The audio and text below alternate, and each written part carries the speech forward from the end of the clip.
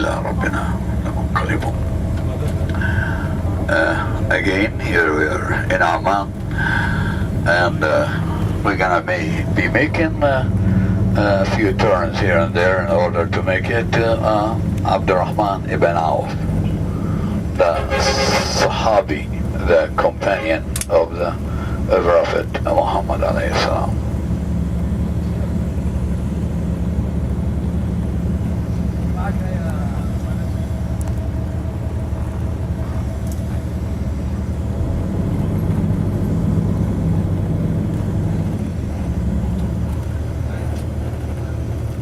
On the road again.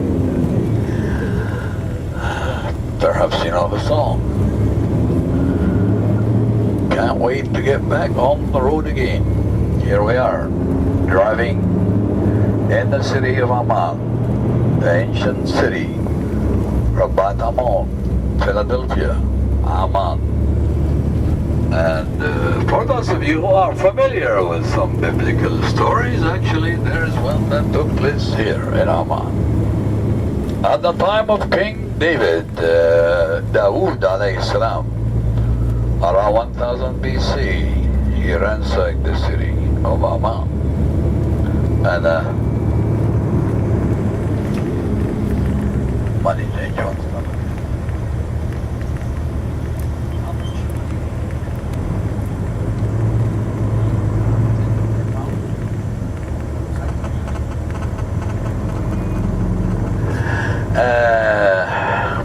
sorry for the interruptions.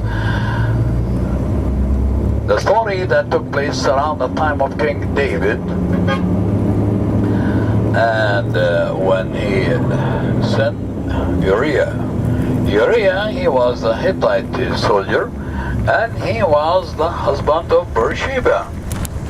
And according to the Old Testament story, King David wanna get rid of this guy, and so he want to marry his wife, which somehow it doesn't go down very well with in Islam, because we look at King David as a prophet, and he's no way would do something like this. But nevertheless, according to the biblical story, that King David, he actually saw Bathsheba bathing, and he liked what he saw, and he actually committed an adultery with her. And so they want the man to go and stay at home with his wife, so they can actually cover up what happened, because she got pregnant. And he would not do that, because he says, I will not leave my comrades in the battle, and I'm going and stay home with my wife. And so he would not do it. But what happened is, according to the Old Testament story again, that King David, he says, make sure this guy speared the battle of Ammon, spearheaded the battle of Ammon, and so he was killed here at the walls of Ammon, the ancient walls of Ammon, where Uriah was killed. And the outcome of that, King David married his widow Bathsheba, and King Solomon was her offspring. So that's a biblical story that took place here in Ammon around 1000 BC.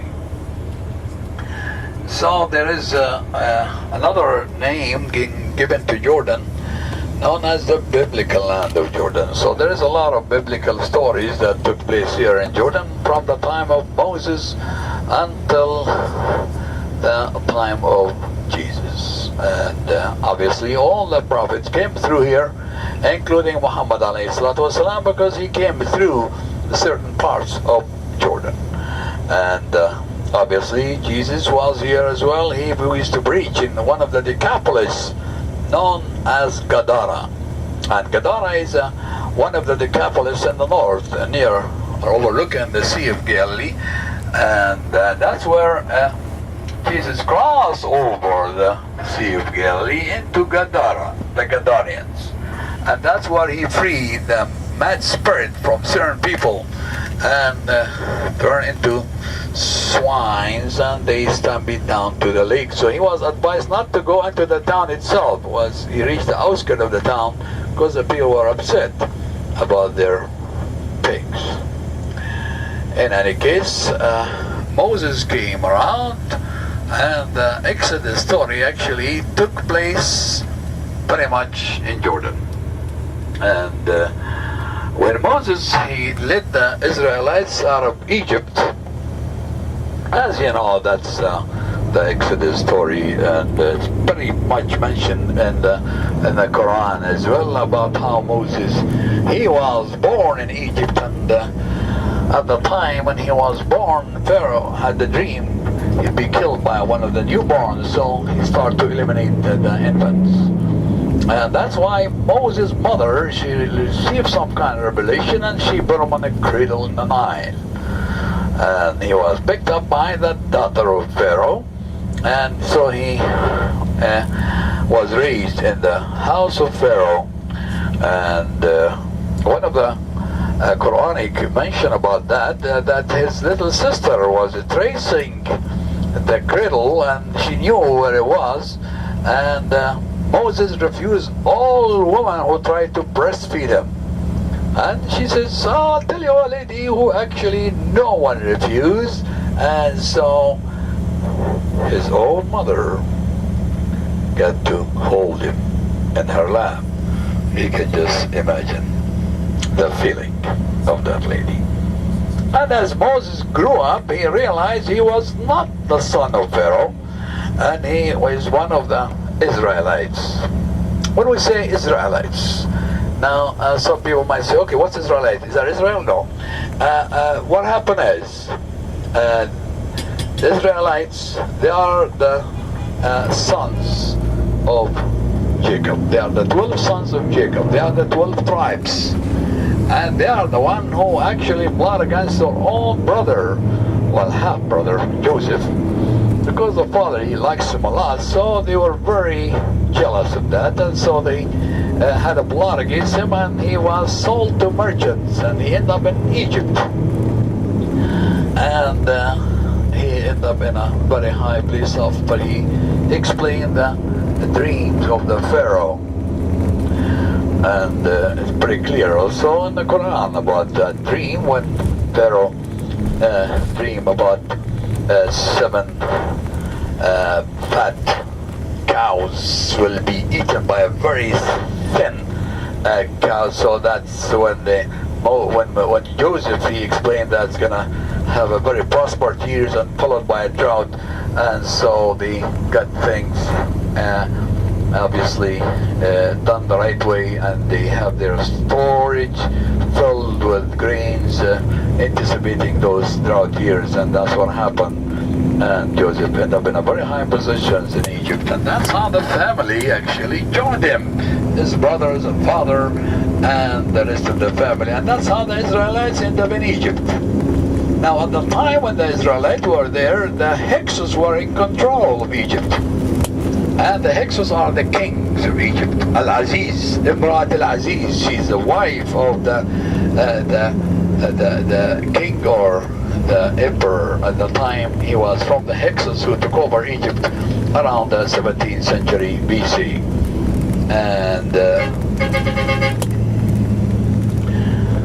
And when a car tried to cut us off, sometimes it cuts me off. I'm the one who gets cuts off when I'm talking. I just lose sort of. Anyway, so Moses. And another thing. Now, when we talk about the Hyksos, and later on, as you know, Moses was born almost 4 centuries after the Israelites ended up in Egypt. Now, why were the Israelites persecuted in Egypt? Why they were, pushed around at that time? Now, remember, the Hyksos were in control of Egypt.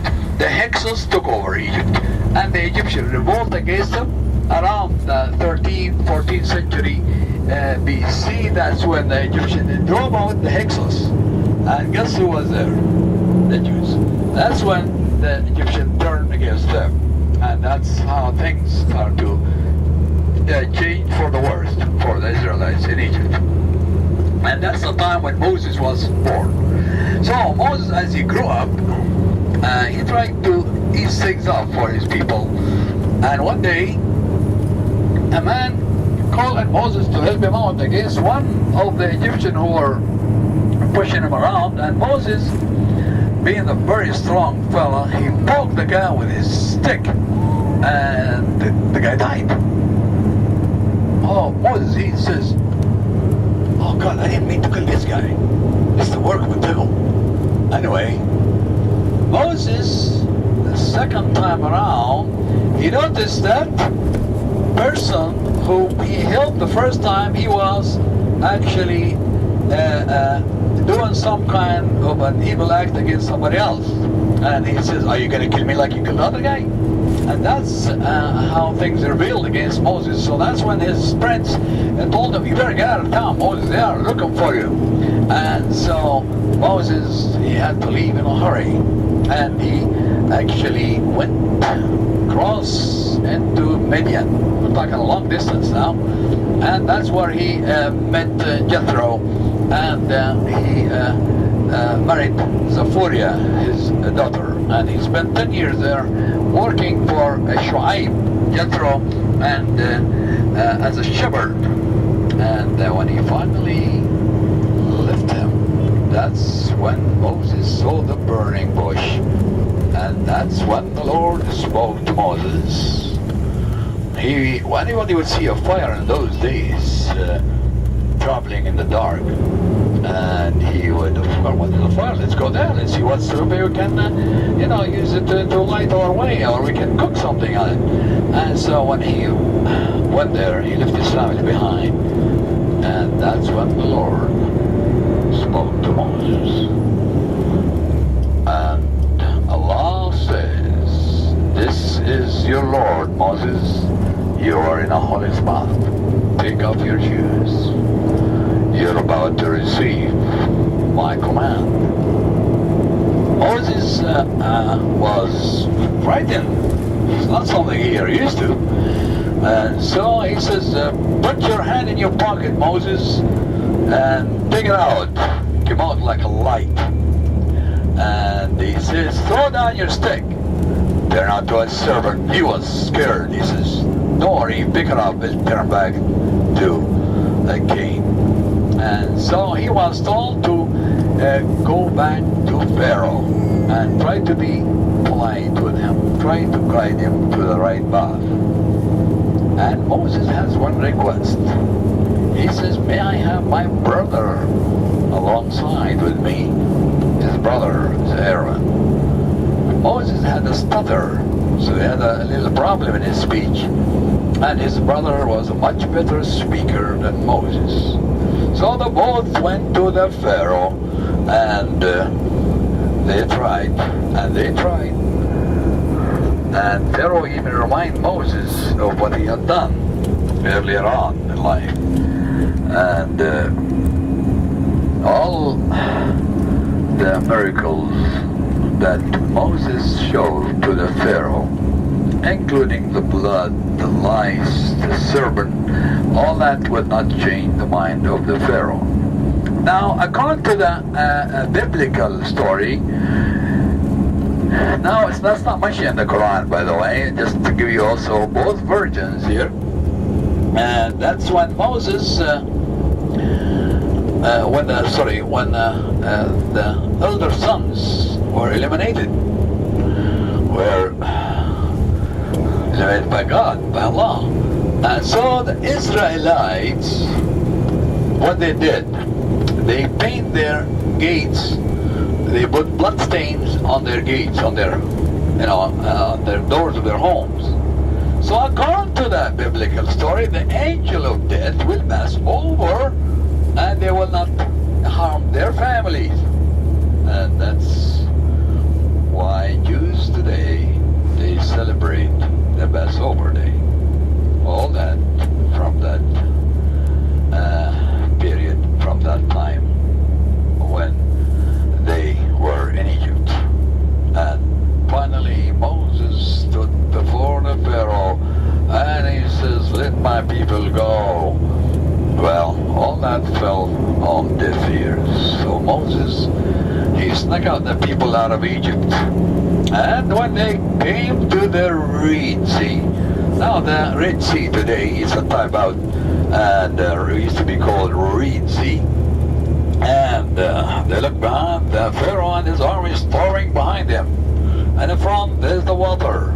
And where to go? They told Moses.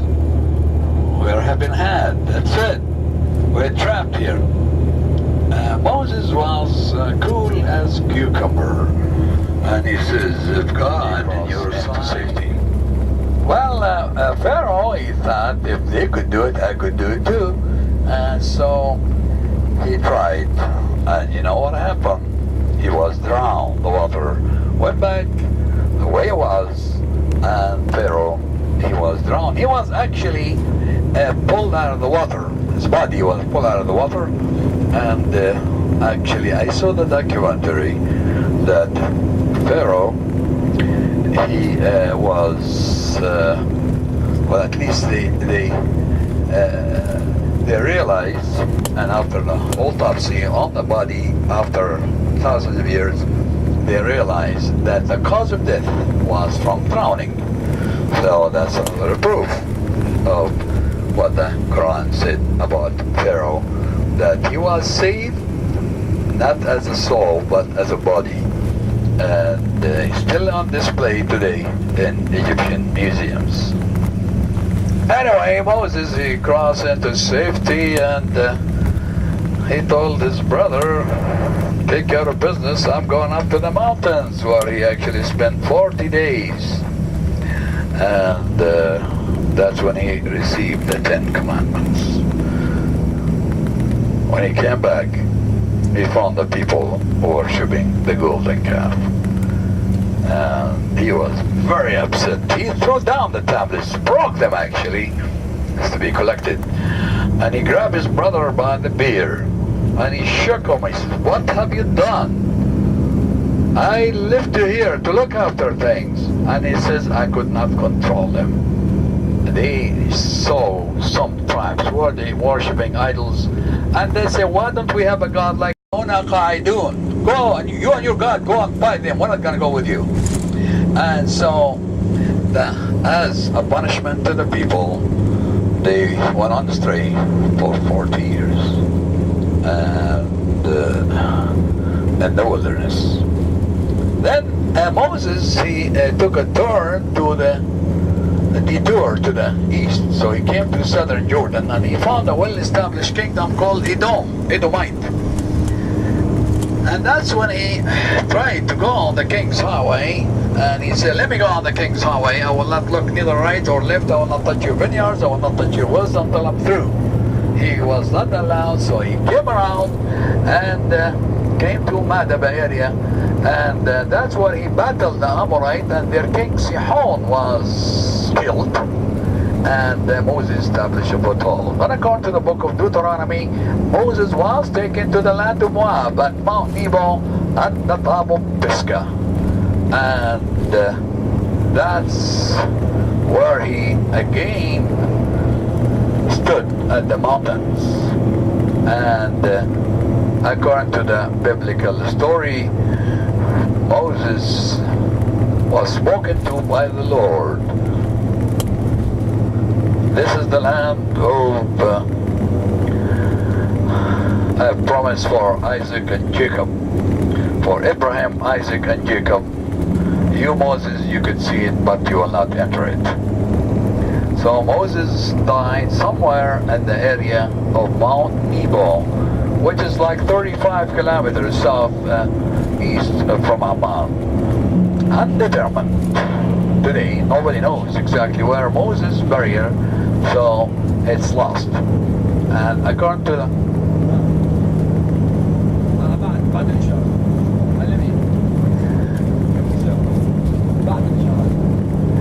and so Moses died somewhere in the area of Mount Nebo, like I said, and determined the exact whereabouts is buried till today.